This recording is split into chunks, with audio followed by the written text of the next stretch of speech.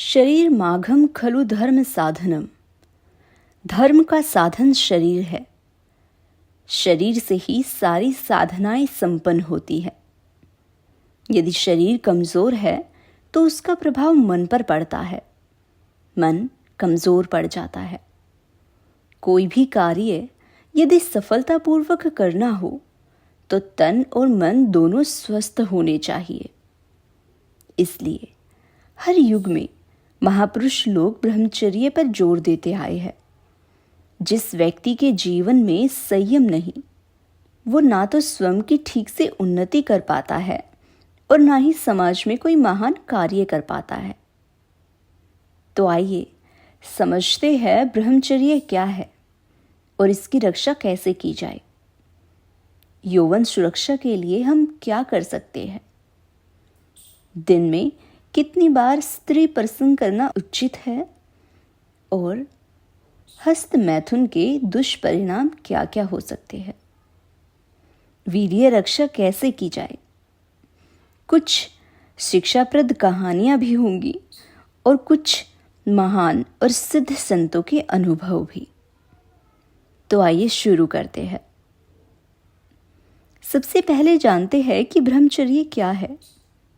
याज्ञवल्क्य संहिता में आया है, कर्मणा मनसा वाचा सर्वावस्थासु सर्वदा सर्वत्र मैथुन त्यागो ब्रह्मचर्य परचक्षते।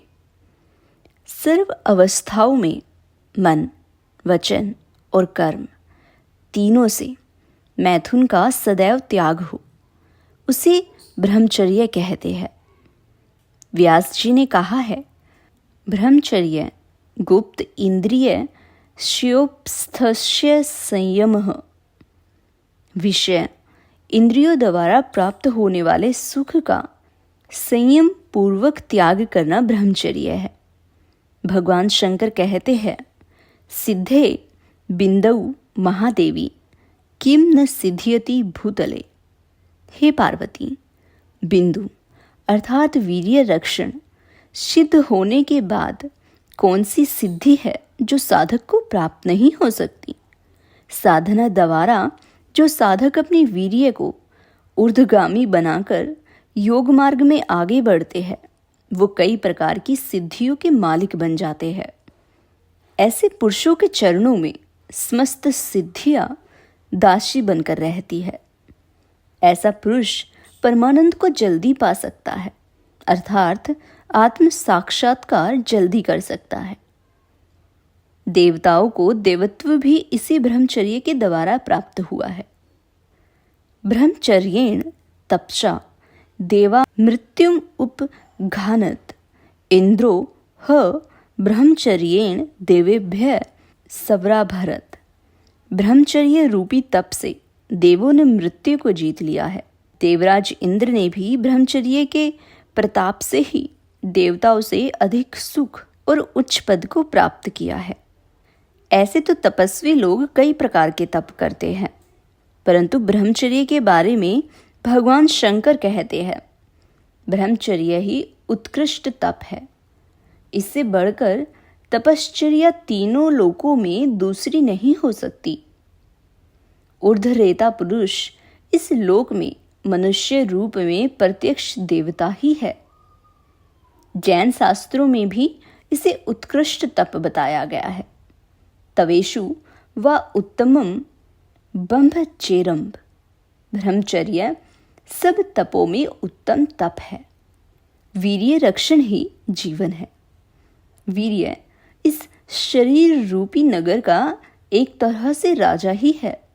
जिसका वीर्य रूपी राजा निर्बल है, उस शरीर रूपी नगर को कई रोग रूपी शत्रु आकर घेर लेते हैं।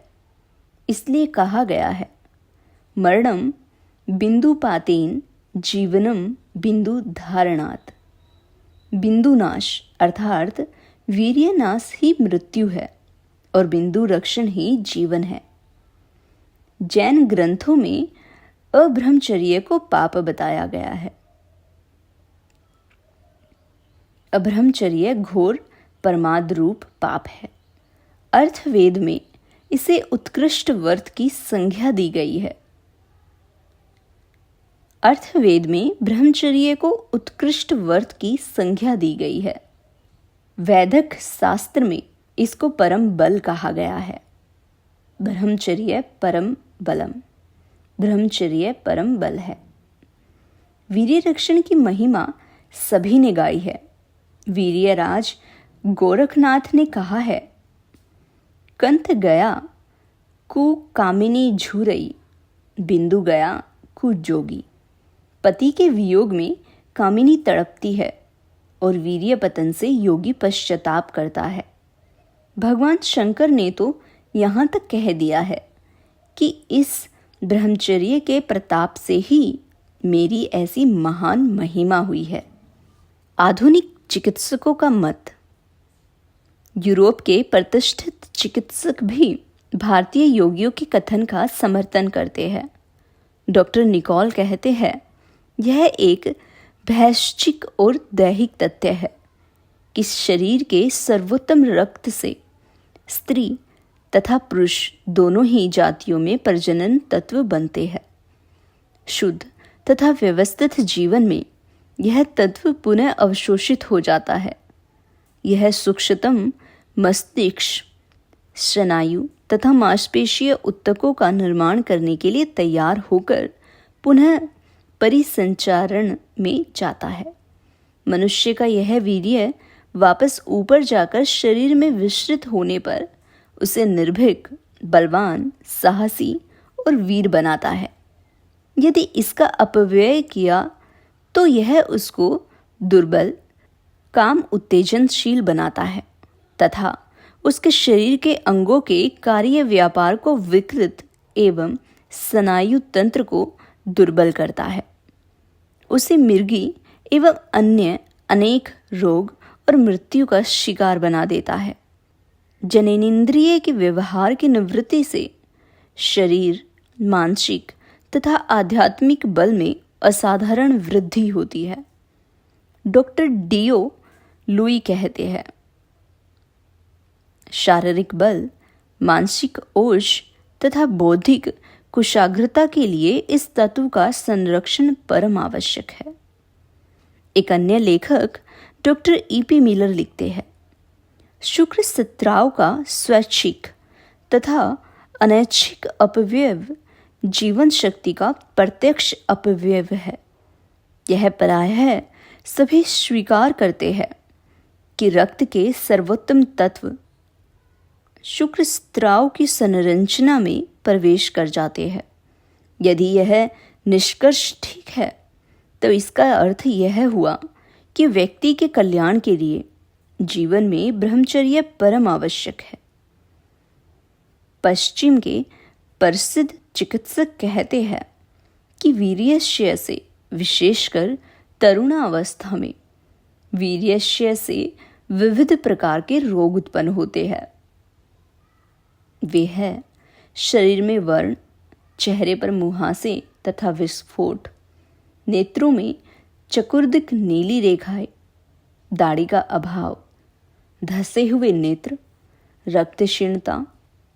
रक्तक्षीणता से पीला चेहरा, स्मृतिनाश, दृष्टि की क्षीणता, मूत्र के साथ वीर्य संकलन, अंडकोश की वृद्धि, अंडकोशों में पीड़ा, दुर्बलता, निर्दालुता, आलस्य, उदासी, हृदय कंपन, श्वास अवरोध या श्वास लेने में कष्ट, पृष्ठशूल, कटिवात, शिरोवेदना, संधि पीड़ा, दुर्बल वक्र, नेन्द्रा में मूत्र निकल जाना, मानसिक अशांति, विचार शक्ति का अभाव, दुष्पन, स्वपन दोष और मानसिक अशांति। इन सभी रोगों को मिटाने का एकमात्र इलाज है ब्रह्मचर्य। दवाइयों से या अन्य उपचारों से ये रोग स्थायी रूप से ठीक नहीं हो सकते। आज सिर्फ इतना ही। अगली वीडियो में हम जानेंगे कि वीर्य कैसे बनता है और स्त्री पर्सन कितनी बार करना उचित है। तो बने रहिए हमारे साथ। मिलते हैं अगली वीडियो में। धन्यवाद।